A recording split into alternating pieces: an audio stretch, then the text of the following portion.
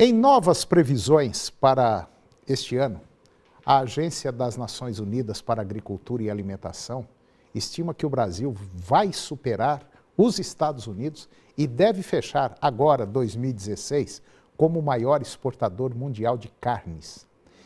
E elas estão representadas principalmente pela carne de frango, que deve ter um crescimento de 41%, a carne bovina 30%, suína 24% e a carne ovina 3%. O volume previsto para exportações já está perto de 7.140.000 toneladas. E esse número representa nada mais, nada menos do que 23% do total, ou seja, quase um quarto de todas as transações mundiais de carnes. E nesse volume, a carne de frango participa com pouco mais de 64%, ou seja, 4,5 milhões de toneladas. A carne bovina representa 25%, 1.700.000 toneladas, e a carne suína com quase 11%, 760.000 toneladas. E eu vou conversar agora com o Ederson Viana. O Ederson, ele é especialista em contabilidade, em administração de empresa, enfim, é uma pessoa voltada para o setor principalmente de planejamento. O Ederson Viana, nós vamos falar hoje sobre o ITR 2016.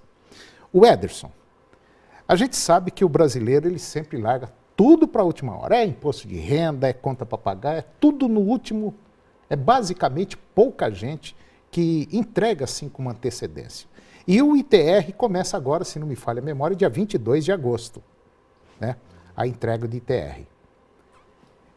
Na verdade, o que é ou quem está obrigado a apresentar ou a declarar o ITR? Então, Antônio, nós temos agora a Instrução Normativa da Receita Federal do Brasil, a 1651, que vem normatizar a DITR, que é a Declaração do Imposto Territorial Rural, que nós temos agora com uma previsão legal, a partir do dia 22 de agosto até o dia 30 de setembro, a Receita Federal do Brasil ela está aguardando que as declarações sejam enviadas. Como você me perguntou, quem que está obrigado a apresentar a DITR? Pessoa física ou jurídica proprietária titular do domínio útil ou possuidora, inclusive, de usufruto. Então, toda pessoa física ou jurídica ou aquela que tem usufruto de uma propriedade rural, ela é obrigada a apresentar a DITR. Nós temos uma segunda obrigatoriedade, que é um dos condôminos, quando o imóvel rural ele pertencer simultaneamente a mais de um contribuinte. Então, em casos de condomínio rural, um dos condôminos, ele é obrigado, então, a apresentar a DITR. Deixa eu levantar. Um condomínio de chácaras, por exemplo, que é, geralmente, chácaras aí de 8, 10 mil metros quadrados, faz-se um condomínio. Esse pessoal é obrigado a declarar o ITR? Esse pessoal, ele é obrigado, Antônio, a declarar a DITR. Porque está na zona rural, porque né? está na zona rural. Porém, pela previsão legal e pelo tamanho da propriedade rural, não vai gerar o imposto, mas ele está sujeito à apresentação da declaração.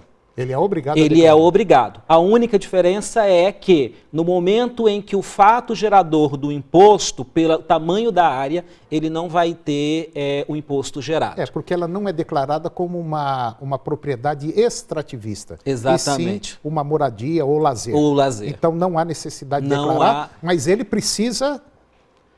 Ele precisa apresentar a DITR, porém não gera o imposto. Tá. Mas no imposto de renda ele já deve ter declarado isso, né, Ué? Sim, dentro do imposto de renda da pessoa física, ele tem que declarar essa propriedade lá nos bens e direito dele. Agora, o ITR, ele é composto por quantos documentos ou quais documentos? A DITR, a declaração do ITR, ele é composto pelo DIAC, que é o documento das informações e atualização cadastral, né, do que integra o CAFIR. O CAFIR é o cadastro do imóvel rural. E pelo DIAT, que é o documento de informações e apuração do ITR. Dentro do DIAT é que de fato tem então a apuração do imposto para aquelas propriedades que têm de fato gerador para o imposto. Então, basicamente, a DITR ela é formada por esses três documentos.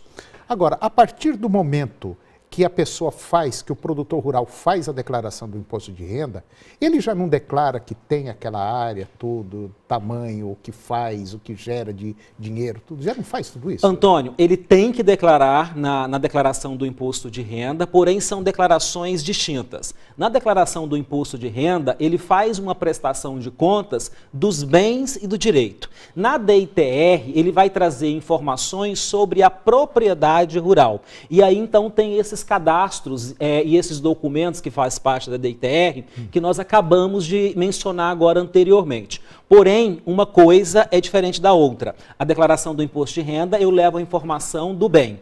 E dentro da DITR, eu levo informação sobre a propriedade rural. Ah, entendi. Tá certo. Bom, vamos para o intervalo comercial e depois a gente volta para continuar o assunto sobre ITR. É um minuto só.